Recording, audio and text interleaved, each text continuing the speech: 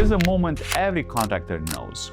It's when leads slow down and you feel something in your chest before your brain has caught up to what's happening. By the time you can put words to it, you're already running through cancellations, fires, and pricing changes. You haven't really decided to do any of those things yet, but your body has. That moment isn't about your marketing.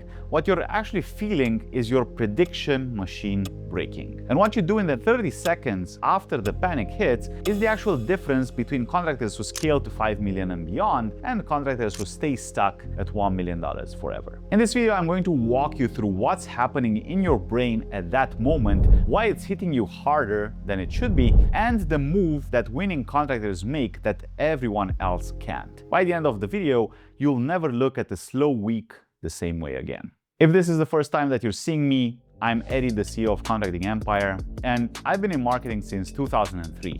And it's been quite a few years now since I started noticing this exact loop in contractors. It's the same pattern, different operators, right? But it's the same destructive moves at the same predictable moments. What changed everything for me was when I started reading the actual neuroscience research around it. Because this isn't a self-help framework. This is a serious body of research that's been building over the last 25 years and has gotten especially interesting in the last 3. Researchers like Lisa Feldman-Barrett, Carl Friston, and Anil Seth have basically rewritten what we thought the brain was doing. Once you really understand what they've actually figured out, the contractor panic loops stop being a personality issue. It becomes a mechanical one. And mechanical problems have mechanical solutions. Also, I'll share how it worked for one of our clients, Carter. He came to us on his last bit of cash. Best year he'd ever had was $500,000. And he just closed March at $650,000. 1 month. The thing he did, and the thing the contractor next to him won't do, is the whole video. The move he made costs literally nothing. It just breaks the loop that most contractors can't break. Here's what's actually happening when leads slow down. 2 weeks ago, you had 14 leads. Last week, maybe you had 11, but this week you have 4. Now, your brain has ran the math the moment last week's numbers landed. It mentally banked the revenue, already scheduled the crew in your head, already half bought that next truck. Then this week happened, and your brain runs the same loss circuit as if money had walked out the door. It's the same panic, the same weight, and the same pressure to act. That's why a 30% slow week feels like a heart attack. The brain is registering a prediction error, and prediction errors fire the same way as loss response. It doesn't matter if the money walked out the door or it never showed up at all. The brain can't tell the difference. The deeper finding from the last few years is even more wild than that. Recent neuroscience research, including 2025 work using high-density brain recordings, has shown that your brain isn't passively perceiving the world and then deciding what it means. Your brain is constructing what you perceive based on prior beliefs at the level of milliseconds in your primary visual cortex. Within 200 milliseconds of seeing something, your priors are already shaping what you literally see. Andy Clark calls this controlled hallucination. We're not perceiving reality and then judging it. The judgment is shaping the perception before conscious thought even gets a chance to weigh in. For a contractor that's watching slow leads come in, this means that the panic isn't reaction to data. The panic is the data dressed up by the brain as an alarm. It's mechanical, it's hardwired, a loss aversion circuit that's been running in mammals for 200 million years, firing exactly as designed. And every contractor feels it. What separates the ones who scale from the ones who stay stuck shows up in the 30 seconds after that panic actually hits. Here's actually the part that most contractors never see, and this is where it gets really brutal. Your brain doesn't update predictions evenly. When you have a great week, you don't update your prior up, right? You treat it as luck, maybe as a bonus. The brain shrugs. When you have a slow week, you treat it as a system failure and panic update immediately. Loss aversion research shows that the brain actually weighs losses roughly twice as heavy as equivalent gains. So the whole experience is asymmetric by design. The wins don't bank, but the losses do. This is why that feast or famine feels brutal even when the net revenue is fine. You're not really living, in your real numbers. You're living in the gap between what you predicted and what actually happened, and that gap is pretty much biased towards catastrophe. The contractor sitting at 1.4 million for the year is having a great year mathematically, but he's having a terrible year emotionally. Every slow week is a 5-alarm fire. Every great week is just luck. It compounds in your body too, like Lisa Feldman Barrett's work on what's called interoception, which is your brain's prediction about your own body, has shown that your physical anxiety isn't really coming up from the body. The brain is generating it from a model and downloading it onto the body. Chest tightens, the racing thoughts, the sleeplessness, those aren't your body reacting to a slow week. Those are in your brain telling your body what to feel based on a prediction it just constructed. The prediction was built from stories about other slow weeks, other failures, other agencies that disappointed you. The whole loop is generating itself, then handing the results to you on a platter as if it were objective reality.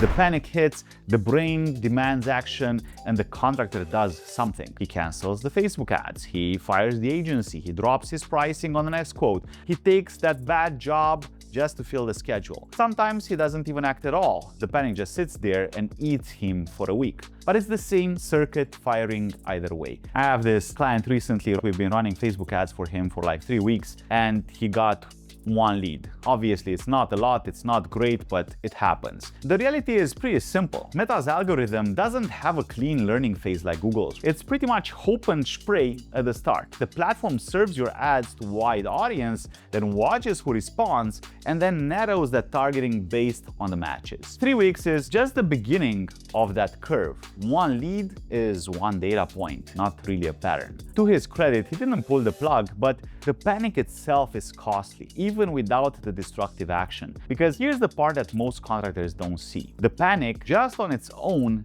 breaks the system 2 ways. First, it corrupts the partnership. When a contractor calls in panic at week 3, the agency goes into defensive mode. We're now spending energy on reassurance instead of optimization. We're explaining the math instead of refining the targeting. Multiply that across the relationship and the panic itself becomes friction that just slows the whole machine down. Second, when a contractor does pull the plug, it gets exponentially worse. Marketing systems work because consistent inputs feed platforms that learn. Google's AI is learning your customer profile. Meta is narrowing as it's finding those matches. SEO compounds month over month. Trade shows stack those clients. Every channel is building on the last one. The day you panic cancel, you don't just stop the bleeding, you destroy the data that would have proven that the system was working. Then you start over from zero with the next agency, the next platform, and the next strategy. Same panic 3 months later, same outcome. I've seen it over and over again. Now, don't get me wrong, there's a clear way to find out if your agency is performing or not. It's not really rocket science. But sometimes what we're talking about in this video, these knee-jerk reactions, they do just more harm than good. This is why most contractors stay stuck. Most kill marketing before it even starts producing. If you're getting value from this and you want more breakdowns like it, hit subscribe.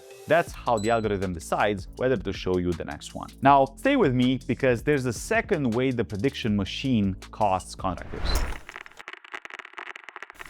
This second prediction error shows up in the opposite direction. Instead of panicking when reality breaks the prediction, the brain overcommits to a prediction that hasn't even earned the right to exist yet. I've worked with contractors who want the website they think they deserve in like 5 years. Big brand, beautiful design, Architect magazine vibe. They want it now, and then they wonder why the website isn't generating leads. The mistake is that they are predicting the wrong future. The future where they have a high-end brand presence is real. It's coming. But you don't get to it by skipping the steps. You get there by building the website that actually makes you money now, so you have the revenue where you can fund that brand later. Right now, the website's job is to convert all those freaking visitors into leads. The design awards and all this kind of fancy stuff, they come later. Always get your priorities right.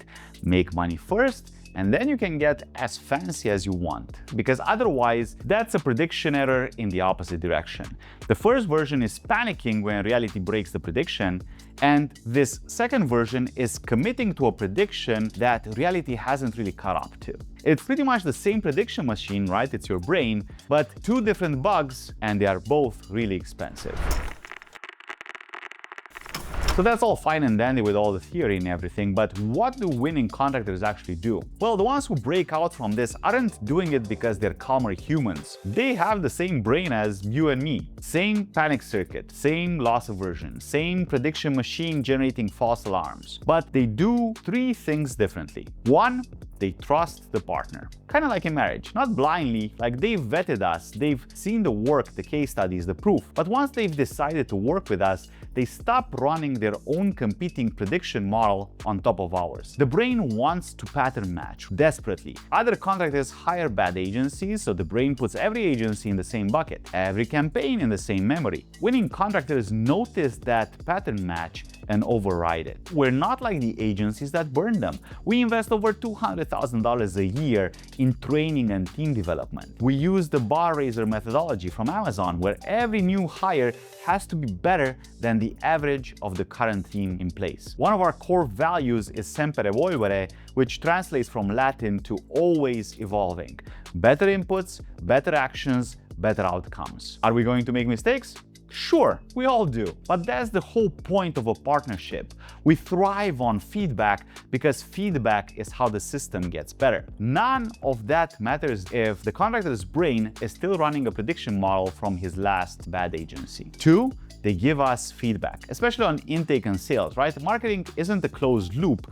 We send the leads, but they handle them. The contractor who moves fastest to update us twice a month on what's actually happening on the sales side, they are winning, right? Which leads were great, which were tire kickers, what objections are coming up in the close, what does the price conversation look like? That feedback is the data we use to tighten the targeting, shift the messaging, and exclude that noise. Sometimes we even fetch this data ourselves from your CRM. On the other hand, the panic contractor doesn't give feedback, right? He hoards those complaints, he lets them build up and waits until just something snaps. The winning contractor sends a sales side update twice a month, once a month, and just sleeps better between the updates because he's part of the system, not standing outside of it watching in. And three, they focus on the inputs. The brain wants to predict outcomes, and that's the bug. It wants to know what this month's revenue will be, what next quarter is going to look like, and whether this is going to work. But predictions of outcomes are noise on short timelines. There isn't really enough data to predict anything accurately yet. The system needs cycles to work, and inputs, they are the signal. Did we run the campaigns? Did we ship the content? Did the contractor follow up on every lead within 5 minutes? Did the sales conversation land the price discussion right? All of those are inputs, and those compound. Those produce the outcomes eventually. And winning contractors track inputs and let the outcomes happen. Contractors that stay stuck, they track outcomes and panic when the outcomes wobble. And look, I'm not preaching because I'm not perfect either. I'm currently working on actually getting my six-pack back, so I dialed in my nutrition, measuring myself daily on that scale, but it wasn't budging. I got super frustrated. And after arguing with ChatGPT about it, it told me that the numbers look good and just stick to it. And guess what? Well, shockingly, the numbers started moving again the next week. Sometimes we just have to remind ourselves to trust the process. So let me finish up by getting back to Carter, right? I told you at the start that I'd come back to him. Carter came to us on his last bit of cash. Best year that he ever had was around $500,000. He had every reason to panic. Less margin for error than anyone we usually take on. But he did these three things, every one of them, and did them every month. He trusted us. He stopped looking at what every other agency had promised him and focused on what we were actually doing. He sent us sales side feedback every month, every cycle. Whenever he had something to share, he shared it. And he focused on those inputs. He sold, he fulfilled, he answered the phone within 5 minutes. He got that price conversation right. He didn't watch the dashboard waiting for the prediction model to break. If his best year before was $500,000, in March this year, he closed $650,000 in 1 month. His market isn't special, right? Our marketing wasn't some sort of magic voodoo stuff. The market is the same, the job pricing is the same, the crew is the same. The system just finally got to compound in 9 months because he didn't break it. Here's what I want you to take away. The bottleneck is most likely your nervous system. The math always works given the time. The system converges. The question is whether your prediction engine can tolerate that error without breaking the experiment. And most can't. The ones who can, they win. 2 weeks of slow leads, 3 weeks of one lead, 6 weeks where nothing seems to be moving. Those don't really mean that the marketing isn't working.